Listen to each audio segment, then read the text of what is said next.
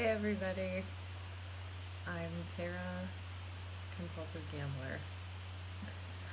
I saw that the group was asking for live videos and making live videos a thing we could do here. So figured I would dive in. I'm practicing telling my story, and I know that this time of night for me, it's 11 o'clock where I live in Minneapolis, Minnesota, United States, was often this was often a time in the evening where you might catch me sneaking out of the house while my teenage son was sleeping and making my way to gamble the night away until the next morning when I needed to be at work. And I would get home just in time to get him up and maybe fed and on the bus to go to school.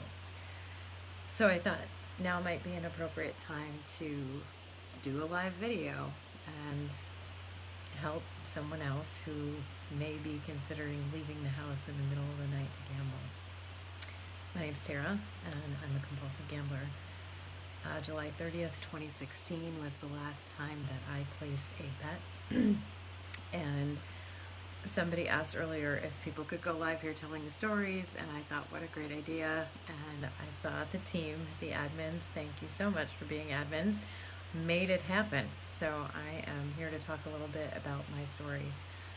Gambling is my drug of choice, as they say in the world of addiction, although I would classify myself as someone who used to be addicted to self-destruction and currently needs to be mindful of all the ways that my addictive mindset can come up.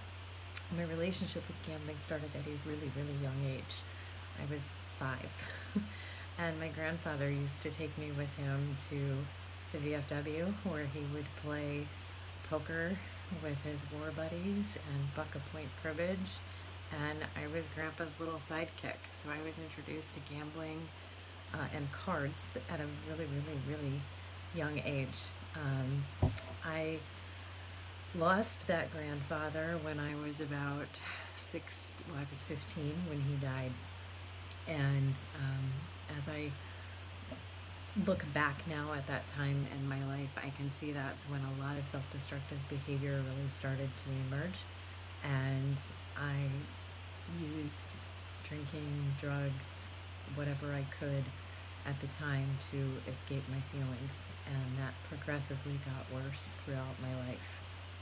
I decided to stop gambling after an on-again, off-again relationship with terrible bouts of spending every last penny of my paychecks, lying to everyone around me about how I was spending my time and my money, doing things I never thought I would do, lie, cheat, sell everything I owned, lost everything that I worked my whole life to earn.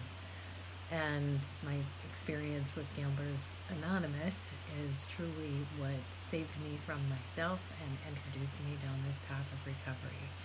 Now I'm 4 years clean. I own my own business.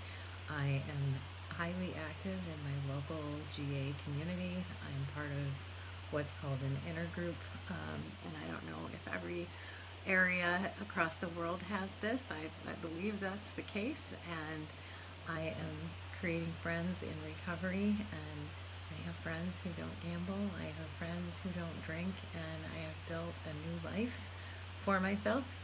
Big news for me in the progression of my recovery, I have also grown in my commitment to serving others who are hopeless or are at different points in their recovery journey and wanting support, and I'm making that official. November 16th, I start a recovery coaching training program.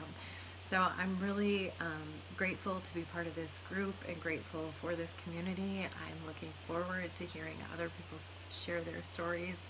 It's late at night, and I'm up probably for another hour to 2 hours here in Minnesota. I tend to be a night owl and choose not to spend those hours gambling now, but talking to people in the recovery community or reading and doing things that are good for my heart, soul, and mind. If you need anyone to talk to, you're welcome to private message me or just make a comment here. and I'll be up and willing to talk for at least the next couple hours. Thanks for listening and have a great night.